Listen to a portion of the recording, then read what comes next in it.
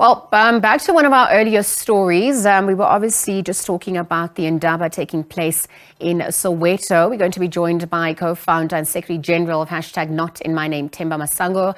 Perhaps as we look at the importance of the Indaba by the President, raising awareness in matters of GBV amongst men and young boys. Themba, good afternoon, and thank you for your time with us here on the SABC. Good afternoon, and thank you. We could finally connect. It was difficult to hear. Well, it was difficult, but you're obviously here and you're having difficult conversations. We're trying to not rearrange the chairs on the deck of the Titanic, given the scourge of GBVF in South Africa. And so, the aim of this Indaba, how did it all come about at this point? Walk us through what's transpired, perhaps before we get into some of the other issues at hand. Right. I think what is happening is very progressive because it is now finally including men and young boys because we know that the scourge of gender-based violence and femicide is a real issue in the country, and we cannot work at it in silos. So as much as you have victims, you need to be able to also get perpetrators, you need to get civil society, you need to get government, you need to get business to get involved to fix the issue, because it is an issue that is facing the country. South Africa is known as a rape capital of the world, and I'm glad that we are finally getting to a point where we're speaking about boys, because we know that it is easier to build a holistic boy than to fix a broken man. And, when we can try to make sure that we can have young boys understand that they play a crucial role in making sure that society is, equitable and equal. And is part of the programs that we are excited about, not just as Not In My Name, but as Dlalisa Moyeni Foundation, which speaks directly to the issues of the boy child. This weekend we had a gala dinner in honor and in celebration of the boy child, because we believe that a neglected boy will grow up and become a perpetrator. So we're glad that the government is finally seeing this, and having the president being the one leading this program really gives great impetus to the issue. No, absolutely. We definitely cannot operate in silos. And so I wonder at this point, though, given the systemic issues that the country was even founded on, given the South African context, I mean, how are you addressing those realities of oppression so that obviously we can move forward from here into? It's one thing to look at what's happening on the surface level or the ripple effects, but how are we addressing the systemic issues?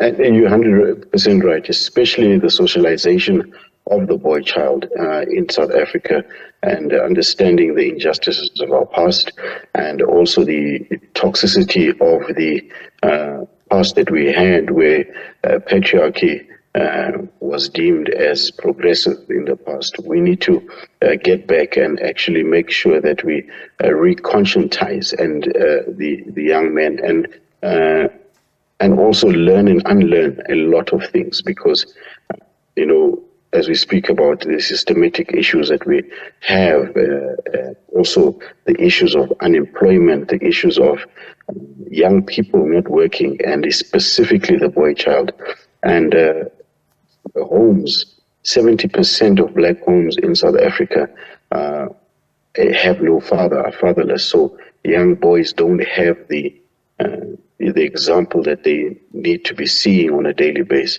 and also the ear of having the masculine voice, which is positive in your life. So we at the Dlalisa Moyeni Foundation specifically are running programs every single Thursday, where we actually do coaching and mentoring of young boys specifically to try and actually get into those issues that they face on a daily basis, and most importantly, to hear what young boys are going through, because what I went through as a young boy may not necessarily be what they're going through now. and then my solutions of the past may not necessarily work in the fluid society that we're living in, especially with their relations with girls, and also to address issues of the toxicity of the masculinity that we sometimes, bring forth. So it is really a challenging work that is being done. However, I think that the young boys are really happy and want to be part of programs such as these.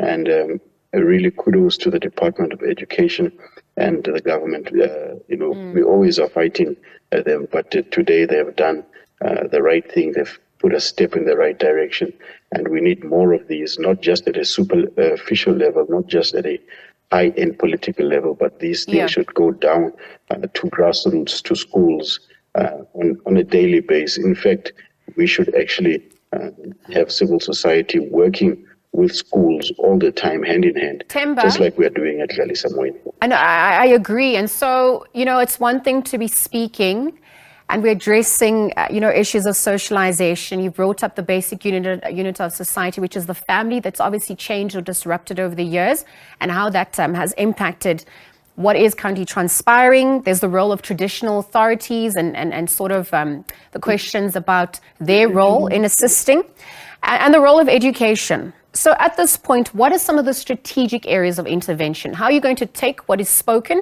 and enforce it? Right. So what's very important is actually taking these things, for example, to churches where young boys, put back into society via the church, where the church is now preaching the importance of actually having young boys who are sensitive not just to their own selves, but to their surroundings and those around them. We've got programs lined up for that. Schools, that is very important, where young boys are also being taught the importance of who they are. And I think what's very important is that we need to affirm young boys once again. We need to make sure that young boys feel that they are special and that they are wanted. And we know on the programs that we are running every Thursday, on the mentorship programs, that's what we try and push to young boys, to say, listen, you are important, you are wanted, and your masculinity is needed. The only problem is when it becomes toxic. So young boys must understand that nobody wants to emasculate them. Nobody wants to make them less of men or boys than what they are. We need strong, level-headed, good-charactered boys and young men in the country. And most importantly, we need to have programs that are inclusive to them and make them feel that they are important. And that's the specific and the granular details that you need to go into. So, but churches, schools, with soccer clubs, the Galisa Moyeni Foundation has now bought 2 soccer clubs where we are actually, having time with the boys as well. Themba, thank you for your time with us on the SABC, for those sentiments. We're obviously going to look at the timelines and really how it all will be enforced. We'll leave that conversation there. Themba Masango really chatting about the Indaba that's happening in Soweto to address the GBVF scourge in South Africa. President Cyril Ramaphosa attending that Indaba, speaking to young men and boys in attendance. Perhaps the mammoth problem, a second pandemic of sorts in South Africa, and how we can change that to make society more inclusive, equitable, and equal, and also ensure that equality remains. Again, thanks to Themba for those sentiments. We're going to have to look at how we navigate the power structures that currently persist in society as well, and the role of men to counter the microaggressions, even the silences that perpetuate the status quo. So whilst talk is cheap, we're obviously awaiting to see how action will be enforced. But thanks to Themba again for those sentiments.